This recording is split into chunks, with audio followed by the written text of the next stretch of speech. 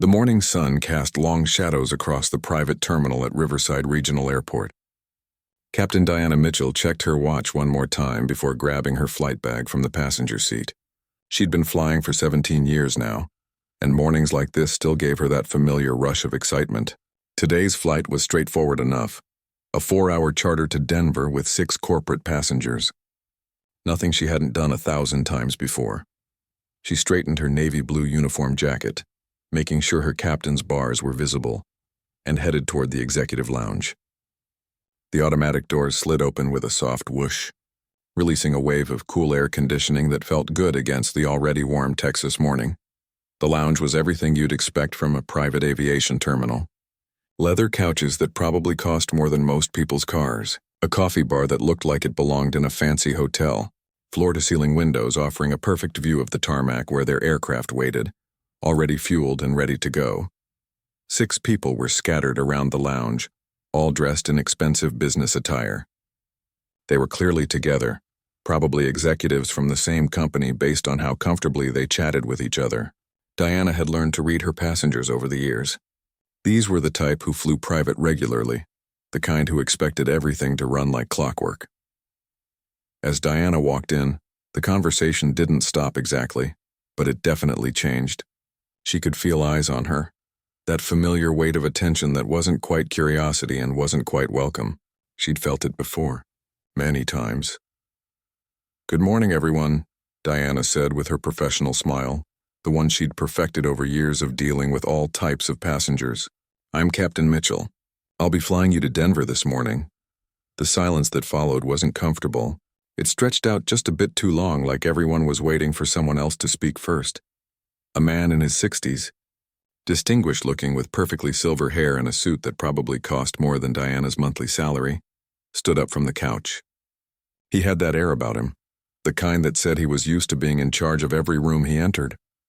"I'm sorry," he said, though his tone suggested he wasn't sorry at all. "I think there's been some confusion. We're waiting for our pilot." Diana kept her smile in place, though something tightened in her chest. Here we go again, she thought. "No confusion, sir. I'm your pilot, Captain Diana Mitchell. I'll be working with First Officer Brooks today. We should be ready for boarding in about 15 minutes. The man exchanged glances with a woman sitting nearby. She was younger, maybe in her 40s, wearing a gray pantsuit and holding a tablet like it was an extension of her arm. "Look," the woman said, setting down her tablet with deliberate care. "We paid a lot of money for this flight. We were assured we'd have the company's most experienced crew. And you do," Diana replied, her voice steady. "I have over 12,000 flight hours and have been flying corporate charters for the past decade. You're in very capable hands." Another passenger, a younger man who'd been scrolling through his phone, looked up with barely concealed skepticism. 12,000 hours, really?" The doubt in his voice was sharp enough to cut. Diana had heard it before, that tone that said he'd already decided she was exaggerating, that she couldn't possibly be as qualified as she claimed. "Really?" Diana confirmed, keeping her voice level. "Now, if you'll excuse me, I need to complete my pre-flight checks. We'll begin boarding shortly." But the silver-haired man wasn't done. He pulled out his phone, his fingers moving quickly across the screen. "I'm going to call Mitchell Aviation. There's obviously been some mistake with the crew assignment." Mr. Peterson, one of the other passengers said quietly, clearly uncomfortable with how this was unfolding. But Peterson, apparently that was his name, held up a hand, silencing his colleague. The phone was already at his ear. Diana stood there, her flight bag still in her hand, watching this man call her employer to verify that she was, in fact, qualified to do the job she'd been doing for nearly 2 decades. The job she'd worked twice as hard to get as most of her colleagues. The job she still had to prove she deserved almost every single time she showed up to work. "Yes. This is Robert Peterson," he said into the phone, his eyes never leaving Diana. "We're here for the 9:30 charter to Denver. There seems to be an issue with our pilot." He paused, listening. "No, I'm sure she's very nice, but we requested your most experienced crew. And they've sent us." He trailed off. And Diana knew exactly what word he was stopping himself from saying. The woman with the tablet stood up now, too. "This isn't personal," she said to Diana, though they both knew that was a lie. "We just need to make sure everything is properly arranged. This is an important trip. Diana took a slow breath. She'd been through variations of this scene more times than she cared to count.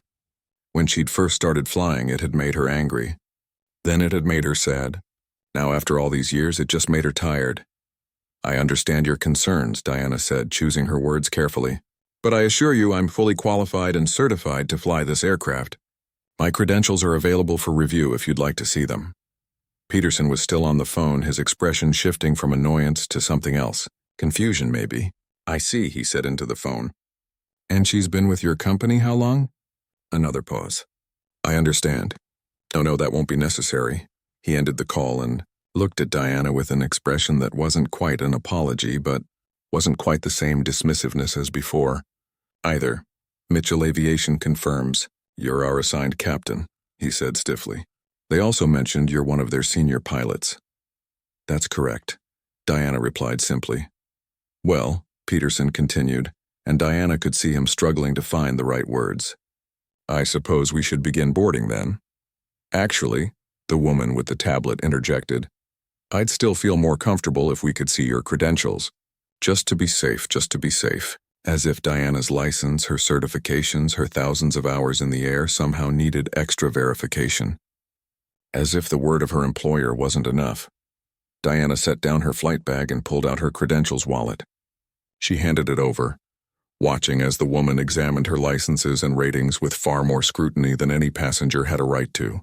The woman photographed several pages with her phone before finally handing it back.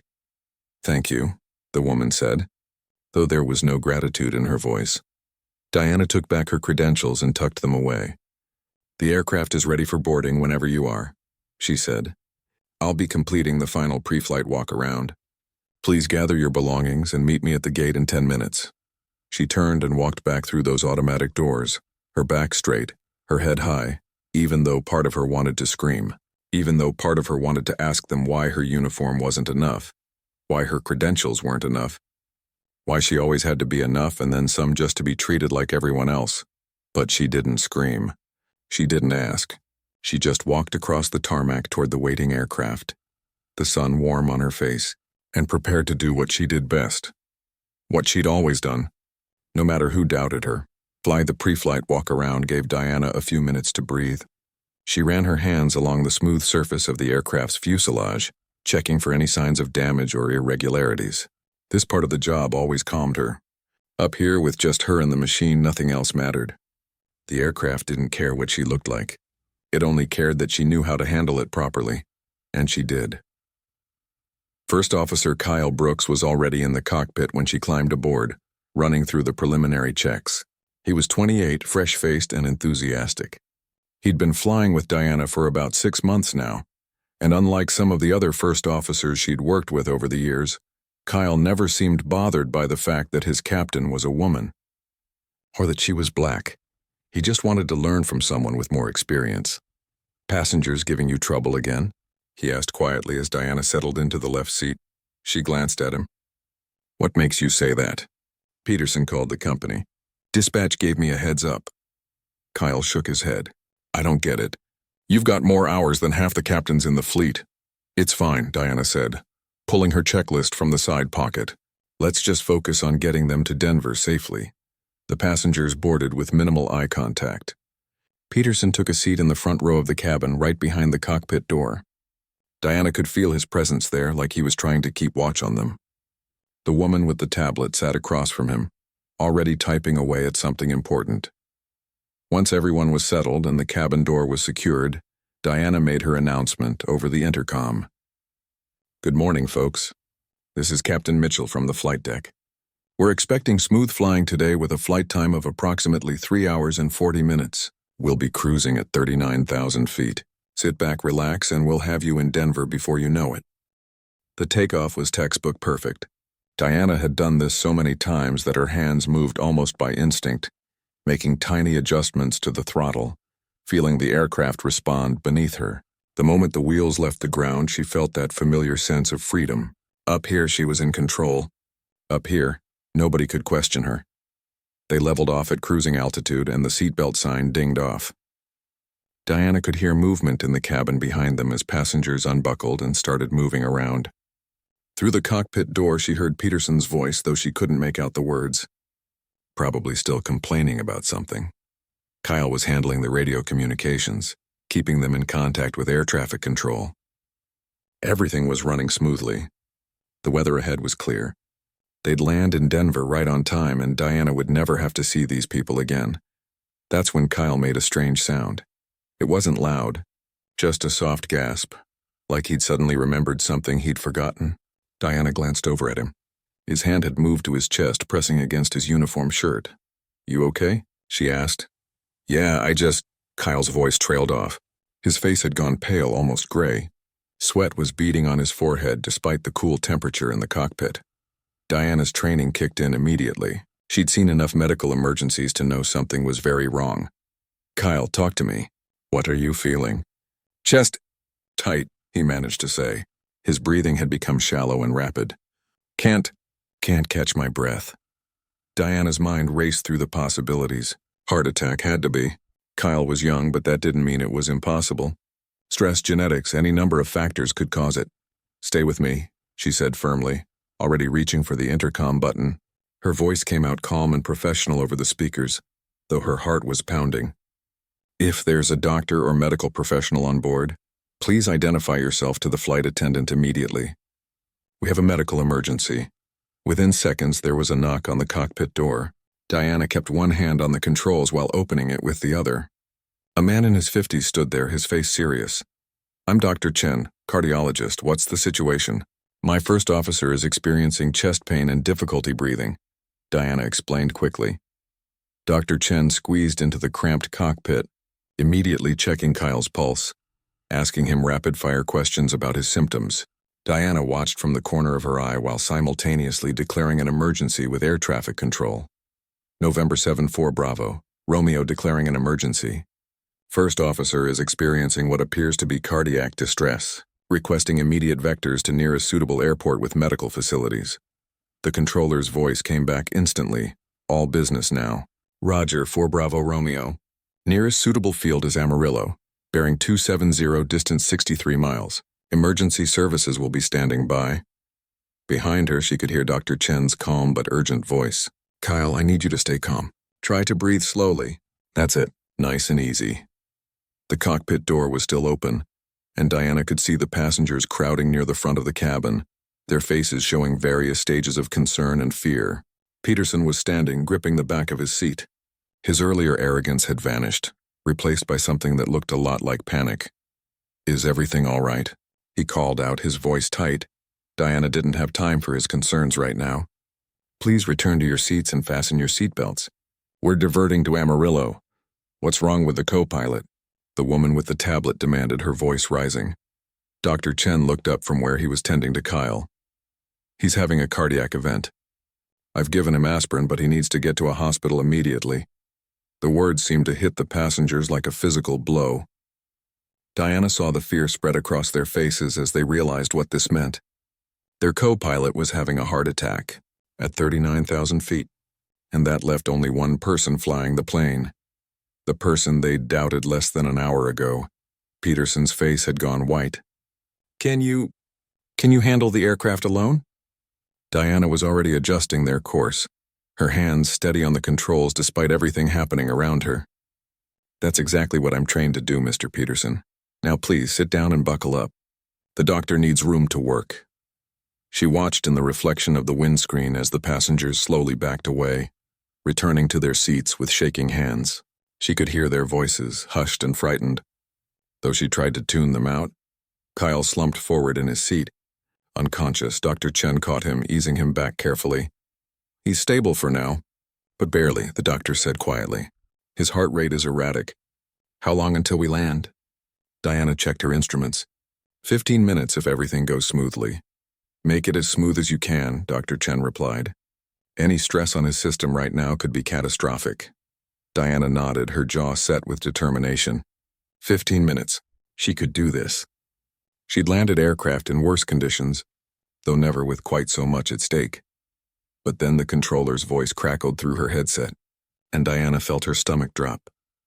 4 Bravo Romeo, be advised. Weather system moving into Amarillo faster than predicted. You're going to be landing in marginal conditions. Wind currently 230 at 22 knots, gusting to 35. Visibility dropping. Can you handle the approach?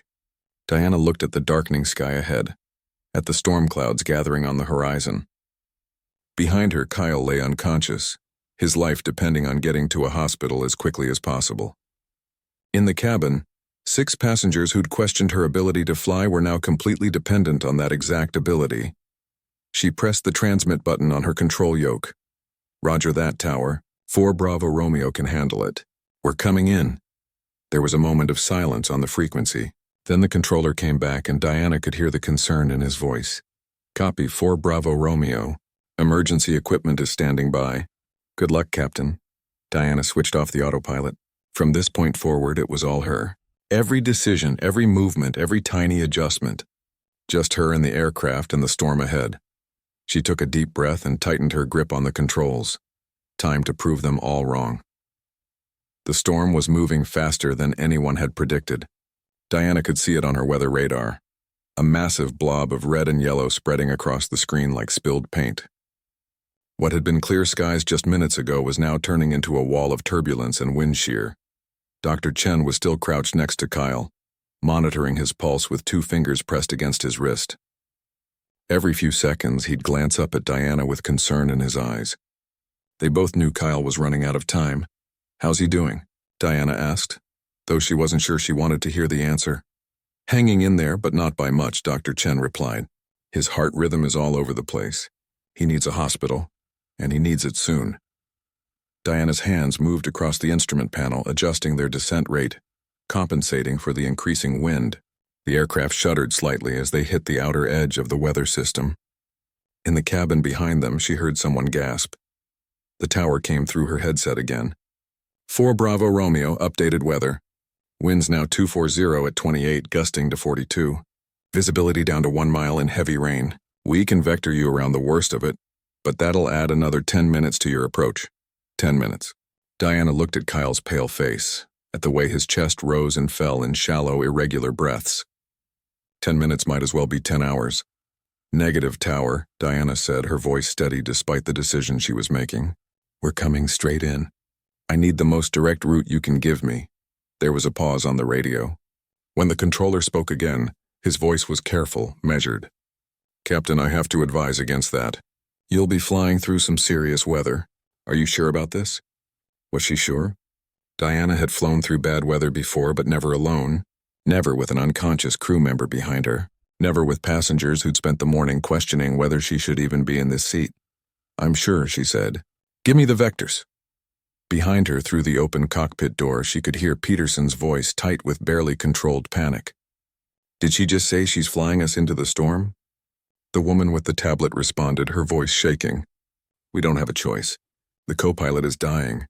But she's just one person, another passenger protested. These planes need 2 pilots. Diana wanted to turn around and tell them that yes, aircraft were designed for 2 pilots, but they were also designed to be flown by one in emergencies. That she'd trained for scenarios exactly like this.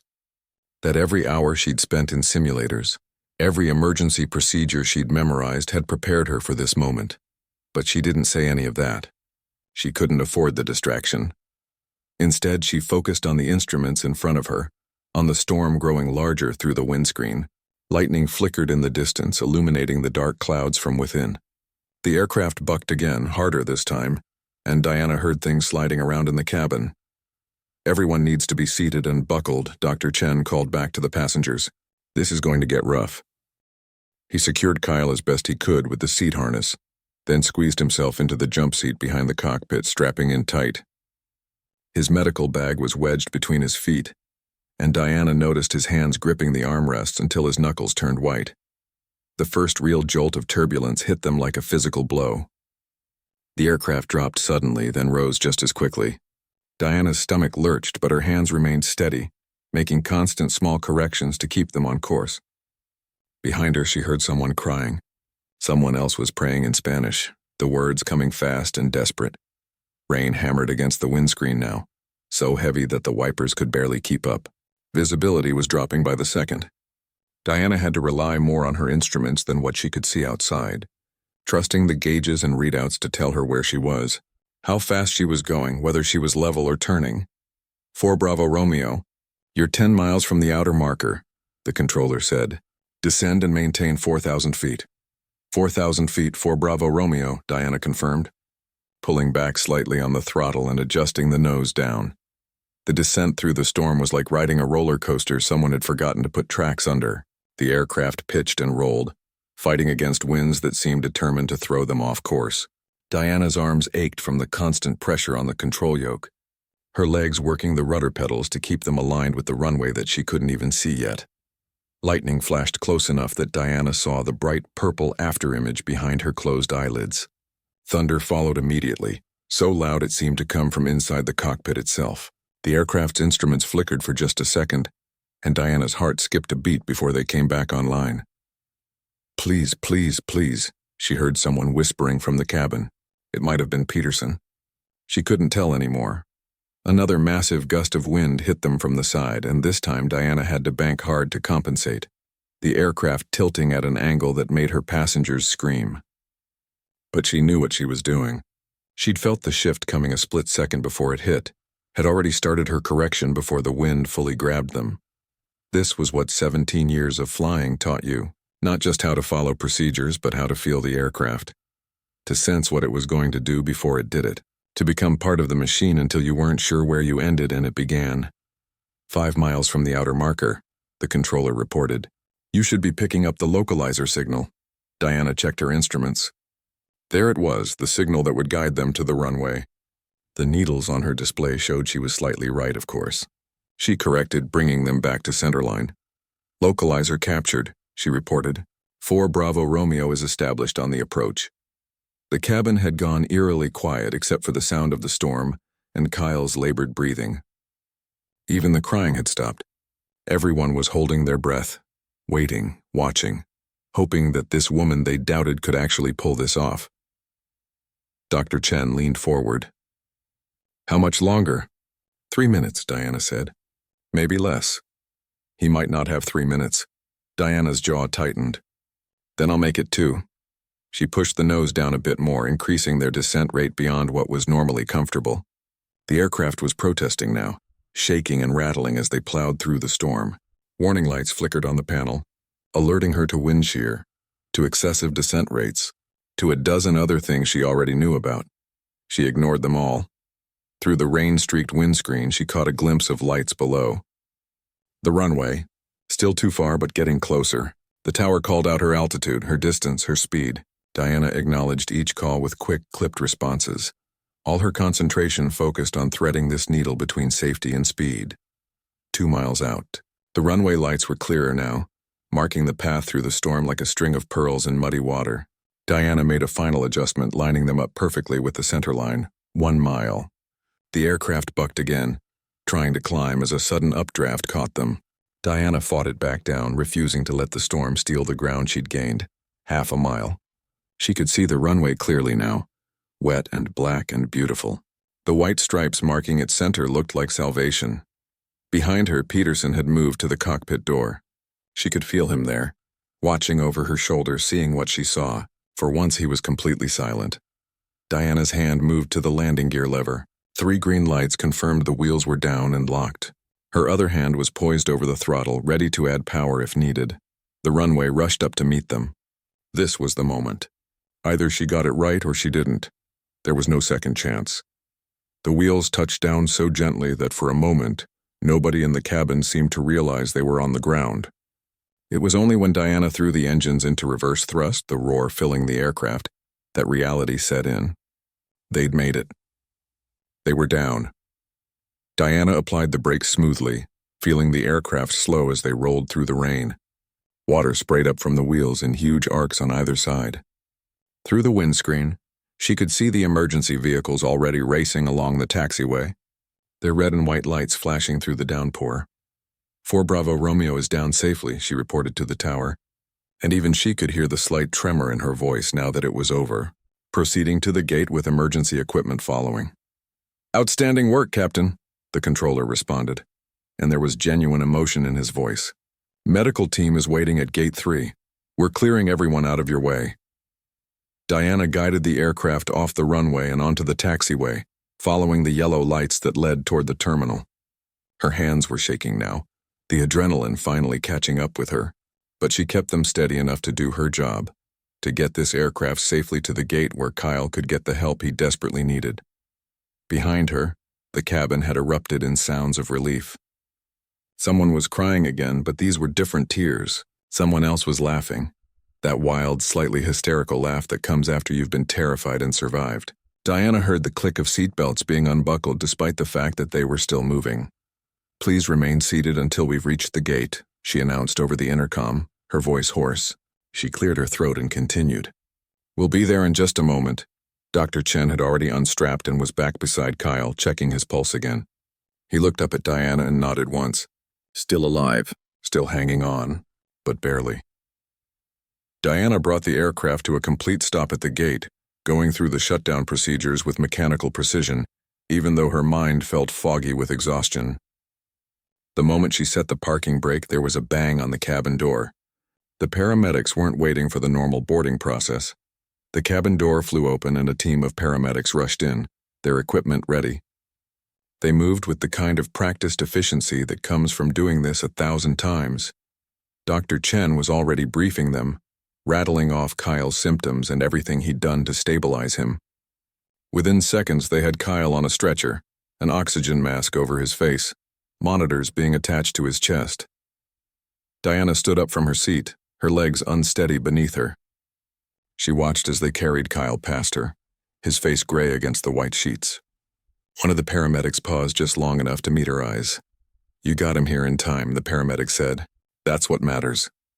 Then they were gone, rushing Kyle down the jet bridge toward the waiting ambulance. Diana stood there in the cockpit doorway, suddenly aware of how quiet everything had become. The storm still raged outside, rain pelting the aircraft, but inside it felt like the whole world had gone silent. She turned to face the passengers. They were all staring at her. Peterson was closest, still standing near the front of the cabin where he'd watched her land. His expensive suit was rumpled, his perfectly styled silver hair mussed. He looked like he'd aged 10 years in the last half hour. The woman with the tablet sat in her seat, the device forgotten in her lap. Her carefully applied makeup was streaked with tears. The younger man who'd questioned Diana's experience was gripping the armrest so hard his hands were white. Nobody spoke. Nobody seemed to know what to say. Finally, Peterson took a step forward. His mouth opened, then closed. He tried again. "Captain Mitchell, He stopped, shaking his head. His voice, when it came back, was rough with emotion. "I need to apologize. What I said earlier, how I treated you, it was inexcusable. You just saved all our lives. And I spent the morning questioning whether you were even qualified to fly." Diana felt something loosen in her chest, but she kept her face neutral, professional. This wasn't about making him feel better about his own guilt. "I was doing my job," she said simply. "That's all." "No," Peterson insisted, and now there were tears in his eyes too. "It wasn't just your job. What you did up there, flying through that storm alone, getting us down safely while your co-pilot was dying right behind you. That was extraordinary, and I almost refused to get on this plane because—" He trailed off, unable or unwilling to finish the sentence. The woman with the tablet stood up. "Because of the color of your skin," she said quietly. "Let's just say it. That's what this was about. We saw a black woman in a pilot's uniform and we assumed you couldn't possibly be as qualified as a white man." The words hung in the air like smoke. Diana had heard similar confessions before, though rarely so direct. Usually people danced around it, made excuses, blamed company policy or training requirements or anything except their own prejudice. "I'm a doctor," one of the other passengers spoke up. An older woman Diana hadn't paid much attention to earlier. "I've spent my entire career fighting to be taken seriously in a male-dominated field. And yet I did exactly the same thing to you that's been done to me 1,000 times. I'm ashamed." "We all should be," the younger man added, his voice barely above a whisper. Diana looked at each of them in turn. She saw the guilt in their faces, the shame, the desire for her to tell them it was okay, that she forgave them, that they weren't really bad people. But she was tired. So tired. And she'd been doing this too long to make it easy for them. "I appreciate the apologies," she said carefully. But you should know that what happened this morning happens to me regularly. Not every flight, but enough. Passengers questioning my credentials. Other pilots assuming I'm a flight attendant. Airport security giving me extra scrutiny. I've been flying for 17 years and I still have to prove myself in ways that my colleagues never do. Peterson flinched like she'd struck him. That's not right. No, it's not, Diana agreed. But it's reality. And the thing is, today worked out. We're all safe. Kyle got to the hospital in time. But I shouldn't have had to be extraordinary to earn your basic respect. I shouldn't have had to nearly die in a storm to prove I knew what I was doing. The cabin was silent again. Outside, the rain had started to let up. Diana could see airport workers approaching with stairs for deplaning. What I did today, Diana continued, dozens of pilots could have done. Maybe not exactly the same way, but they'd have gotten the job done. The only difference is, if I'd been a white man, none of you would have questioned whether I could do it in the first place. She moved toward the cabin door, ready to meet with airport officials and fill out the mountain of paperwork that came with an emergency landing. But she paused, looking back at the 6 passengers who'd started this morning, convinced she wasn't good enough. I hope you remember this the next time you see someone who doesn't look like what you expect, she said. I hope you remember that assumptions can kill. Today we got lucky. Not everyone does. Peterson stepped forward again. Captain Mitchell, is there anything we can do? Anything to make this right? Diana thought about that. About all the times she'd been doubted, questioned, dismissed. About the young black girls who dreamed of flying but never saw anyone who looked like them in the cockpit. About the system that made her work twice as hard for half the recognition. Tell people what happened today, she said finally. Don't make yourself the hero of the story. Don't turn this into some feel-good tale about learning and growing. Just tell the truth. Tell them you were wrong and why you were wrong, and what it cost. She opened the cabin door and stepped out into the jet bridge, leaving them to sit with that. The airport officials were waiting for her with clipboards and questions. Behind her, she could hear the passengers slowly gathering their belongings, preparing to deplane into an airport they'd never planned to visit. And somewhere in the terminal, Kyle was fighting for his life with doctors who wouldn't question whether he deserved their care. Diana took a deep breath and started answering questions. The paperwork took 3 hours. Diana sat in a small office at Amarillo Regional Airport, going over every detail of the emergency with officials from the FAA, representatives from Mitchell Aviation, and airport security. She walked them through her decision-making process, explained why she chose to fly through the storm rather than around it, detailed every instrument reading and every correction she'd made during the approach. They asked their questions with professional courtesy, but Diana could tell they were impressed. One of the FAA inspectors, a man in his 50s who'd probably seen thousands of incident reports, kept shaking his head in quiet amazement. Captain Mitchell, he said when they were finally wrapping up, I've been doing this job for 23 years. That was some of the finest emergency flying I've ever reviewed. Your company should be proud. Diana thanked him, but the words felt hollow. Her company should have defended her that morning when Peterson called to complain. They should have told him that Captain Diana Mitchell was one of their best pilots, period. Not one of their best female pilots. Not one of their best black pilots. Just one of their best, but she didn't say any of that. She just signed the last form and stood up, her body aching from the tension and stress. Her phone had been buzzing in her pocket for the last hour. She'd ignored it during the debriefing, but now she pulled it out and saw dozens of messages. Texts from other pilots she knew, emails from friends. 3 missed calls from her sister, and 1 text from a number she didn't recognize. You don't know me, but I was on your flight today. My name is Helen. I'm the doctor who said she was ashamed. I meant it. Thank you for not letting us off easy. I needed to hear that. Diana stared at the message for a long moment, then pocketed her phone without responding. She didn't know what to say. Part of her was still angry. Part of her was just tired. She made her way to the hospital, needing to check on Kyle before she did anything else. The storm had passed, leaving the sky washed clean and bright. Puddles dotted the parking lot, reflecting the afternoon sun like scattered mirrors. The hospital receptionist directed her to the cardiac unit on the 3rd floor. When she stepped off the elevator, she saw Dr. Chen standing in the hallway, talking to a woman in scrubs who Diana assumed was one of Kyle's doctors. Chen looked exhausted but relieved. Captain Mitchell, he said when he saw her. I was hoping you'd come by. How is he? Diana asked. Stable. They got him into surgery about an hour ago. Cleared a major blockage in one of his arteries. The surgeon said if we'd been even 10 minutes later. He didn't need to finish the sentence. Diana felt something release in her chest that she hadn't even realized she'd been holding. Can I see him? He's still in recovery, but I'll let his family know you're here. They'll want to thank you. That's not necessary, Diana said quickly, but Dr. Chen was already walking away, gesturing for her to follow. They went to a small waiting room where a young woman sat with a little boy, maybe 5 years old. The woman's eyes were red from crying, but she stood up the moment she saw Diana's uniform. Are you Captain Mitchell? She asked, her voice trembling. Kyle's captain? Diana nodded. The woman crossed the distance between them and threw her arms around Diana, hugging her fiercely. Thank you, she whispered. Thank you for bringing him home. Diana stood there awkwardly, unused to this kind of gratitude. She hugged the woman back. This stranger whose husband she'd flown with for 6 months without knowing he had a family waiting for him after every flight. The little boy tugged on his mother's sleeve. Mama, is that the pilot? The one who saved Daddy? His mother nodded, wiping her eyes. Yes, baby. This is her. The boy looked up at Diana with wide eyes. Are you really a pilot? I didn't know girls could be pilots. Diana knelt down to his level, managing a smile despite everything. Girls can be anything they want to be, she said. Pilots, doctors, astronauts, anything. That's so cool, the boy breathed. I want to be a pilot too when I grow up.